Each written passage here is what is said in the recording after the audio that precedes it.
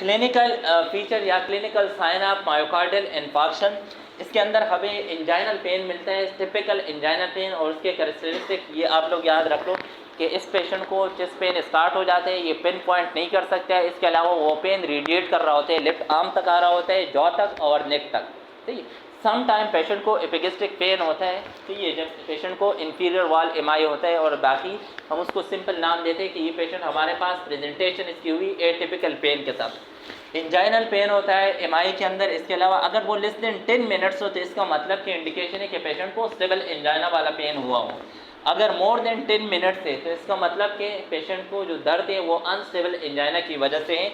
इसके अलावा अगर हम क्वालिटी की बात करें या कैरेक्टरिस्टिक्स के, तो वो स्टेपिंग या शार्प पेन होता है, या ऐसा लग रहा होता है जैसे कोई वजनी चीज़ हमने उसके सीने के ऊपर रखा हुआ है।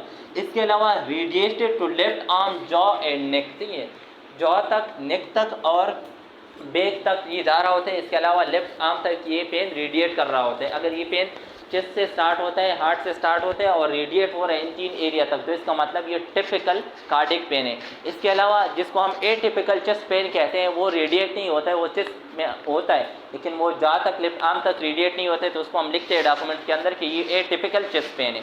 टिपिकल चेस्ट पेन की रेडिएशन उसके लिए मस्ट है। इसके अलावा ऑटोनोमिक सिस्टम के सिम्टम हमें मिलते हैं एमआई के अंदर, यानी वोमिटिंग, इसके अलावा सनकेपी, डायफ्रोसिस, एक्सेसिव स्वेटिंग, पसीने आते हैं, और इसके अलावा इम्पेंडिंग डेथ, पेशेंट को ऐसे लग रहा होता है जैसे मैं मर जाऊंगा, सीवियर उसमें एंजाइटी वाले स्टेट में चला जाता है। एटिपिकल फीचर ये हमें मिलते हैं साइलेंट एमआई के अंदर। साइलेंट एमआई का मतलब ये होता है कि पेशेंट आ जाते हैं मायोकार्डियल इन्फार्क्शन के साथ लेकिन विदाउट क्लिनिकल फीचर, कोई क्लिनिकल प्रेजेंटेशन नहीं होती। जैसे डायबिटीज़ वाला पेशेंट है, इसके अंदर हमें पता है न्यूरोपैथी हो जाती, न्यूरॉन ख़राब हो जाती है, तो पेन की सेंसेशन भी अल्टर हो जाती है, इससे इस पेशेंट को दर्द का एहसास नहीं होता है। पोस्ट हार्ट ट्रांसप्लांट, अगर हार्ट की ट्रांसप्लांट हुई हो तो उसमें भी नर्व के डैमेजिंग के चांसेस ज़्यादा होते हैं। मे भी उसके हार्ट के मसल न्यूरॉन डैमेज हुए हों और उसको पेन का एहसास ना हो। इसके अलावा ओल्डर एज, याद रखना आसान है क्योंकि ओल्ड एज के अंदर वैसे भी डिजनरेशन हो जाती है न्यूरॉन की, तो उसके अंदर भी पेन की सेंसेशन आहिस्ता आहिस्ता रिड्यूस हो जाती है। ठीक, ये तो मेन क्लिनिकल फीचर थे।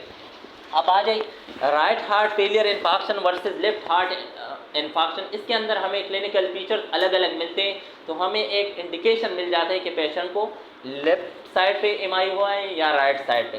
राइट हार्ट इन्फार्क्शन जिसको हम कहते हैं, इसको हम क्लिनिकल साइड पे नाम देते हैं कि पेशेंट के राइट कोरोनरी आर्टरी के अंदर ब्लॉकेज आई है, और उसको फिर हम नाम देते हैं कि पेशेंट को इंफीरियर वाल एमआई है, क्योंकि राइट कोरोनरी आर्टरी हार्ट के इंफीरियर साइड को ब्लड की सप्लाई दे रही होती है, specially right side of the heart पे, यानी राइट वेंट्रिकल के इंफीरियर साइड को।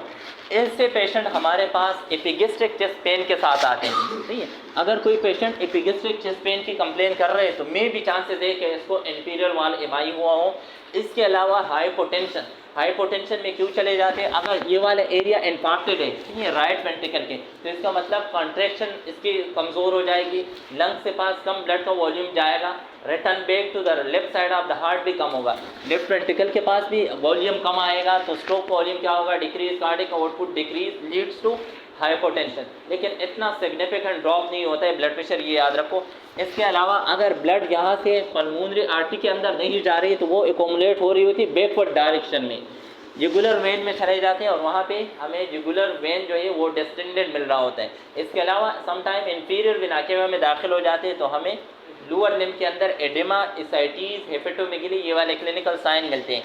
इसके अलावा एवी ब्लॉक, ठीक है, फिर वो फर्स्ट डिग्री हो, सही है, या सेकंड डिग्री हो या थर्ड डिग्री हो, डिपेंड कर रहा होता है कि सीवियरिटी क्या है उस एमआई की, क्योंकि इन आरसीए यानी राइट कोरोनरी आर्टरी के सब ब्रांचेस से एक आर्टरी निकलती है, वो एवी नोड को और इसे नोड को ब्लड की सप्लाई दे रही होती है, तो फिर इस पेशेंट का हार्ट रेट भी स्लो डाउन हो जाता है। ठीक है, इसके अलावा इस पेशेंट को साइनस रेडिकार्डिया होते हैं, मीन्स के जो इरिथमियाज है उसके लिए जो साइनस रिदम है उसके लिए हम 4 कैरेक्टरिस्टिक पढ़ते हैं, उसके अंदर सिर्फ एक फॉलो नहीं होता, वो हार्ट रेट है, तो उसके लिए तब हम वर्ड यूज़ करते हैं कि पेशेंट साइनस ब्रेडिकार्डिया के साथ है।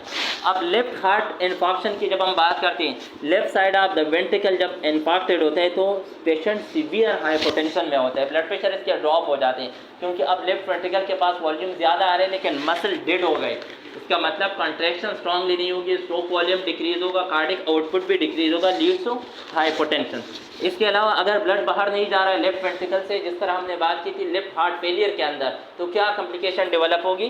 पल्मोनरी एडेमा, और फिर हमें पल्मोनरी एडेमा की कॉम्प्लिकेशन यानी क्लिनिकल साइन मिलेंगे। ठीक है, इसलिए ज़्यादातर जो लेफ्ट वेंट्रिकुलर एमआई वाला पेशेंट होता है ये सीवियर डिफिकल्टी इन ब्रीथिंग के साथ इसकी प्रेजेंटेशन होती है, क्योंकि इसको एमआई की वजह से पल्मोनरी एडेमा हो जाता है। इसके अलावा इनिशियल स्टेज के अंदर जब हम इसकी इको करते हैं तो लेफ्ट वेंट्रिकुलर हाइपरट्रोफी हमें इनिशियल स्टेज के अंदर मिलती है, कंपेंसेट कर रही होती है कि जितना वॉल्यूम ज़्यादा आ रहा है ये बाहर जाए।